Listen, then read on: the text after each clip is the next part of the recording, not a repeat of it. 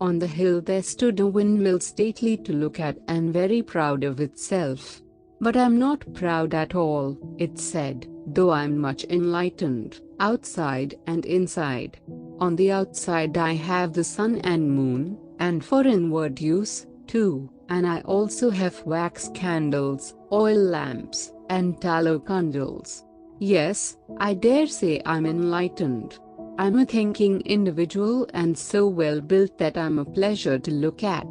I have a good windpipe in my chest, and I have 4 wings placed upon my head, just under my hat. Even the birds have only 2 wings and have to carry them on their backs. I'm a Dutchman by birth, you can tell that from my figure, a Flying Dutchman.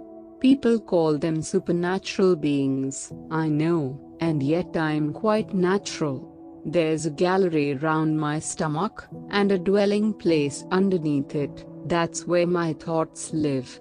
My strongest thought, who rules and governs, is called by the other thoughts, the millers.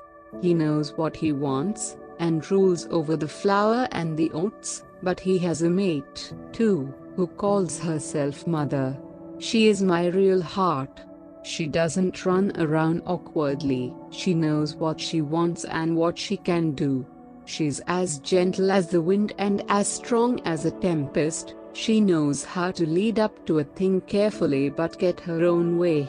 She is my softer side, and the father is my harder. They are 2 and yet 1, and each calls the other my better half. These 2 have youngsters, little thoughts that will grow up, and these little ones make a lot of noise. The other day I wisely let the father and his helpers examine my throat and the hole in my chest. I wanted to know what was wrong, for something was wrong, and when you're out of order it's well to look into yourself. The youngsters made a tremendous racket, which was very annoying to me, for, remember, on the top hill where I stand I am in the limelight, and one is judged accordingly.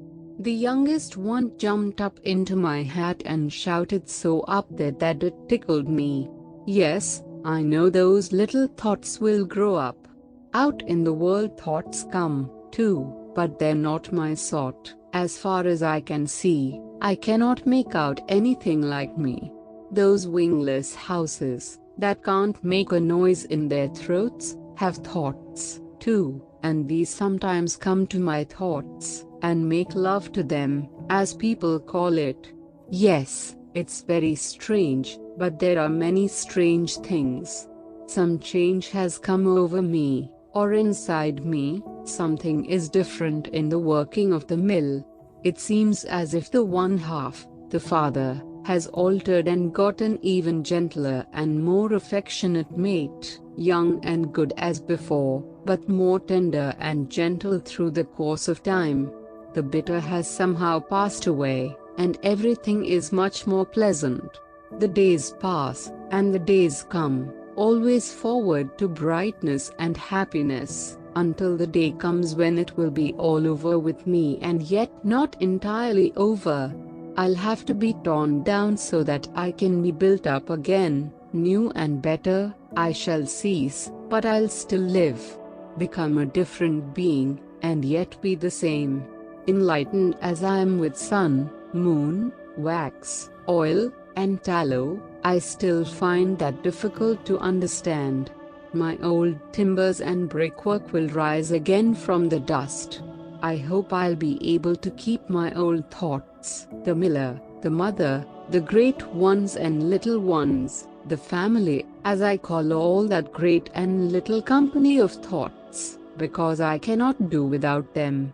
And I must also remain myself, with my throat in my chest, wings on my head, and the balcony around my waist, otherwise I wouldn't know myself, and other people wouldn't know me and say, "There's the mill on the hill," a proud sight to see, and yet not proud at all. That's what the mill said. It said a great many more things, too, but that's the most important part of it. And the days came and the days passed, and yesterday was the last day. Then the mill caught fire. The flames shot up, they whipped in, they whipped out, they licked beams and planks and ate them up. The mill disappeared, and only a heap of ashes remained. The smoke rose from the embers until the wind carried it away. Whatever had been alive in the mill still remained. Nothing happened to any of them. Indeed, they gained by it. The miller's family, one soul, made thoughts, and yet only one thought, got a beautiful mill, a mill they could be very proud of. It looked exactly like the old one, and people said, "Why, there's the mill on the hill, a proud sight to see." But this mill was better arranged, much more up to date than the other one, for there is always some progress. The old timber, which had become damp and worm-eaten, now was dust and ashes. The body of the mill did not actually rise out of the dust, as it had believed it would do. It had taken the thought literally, and not everything is supposed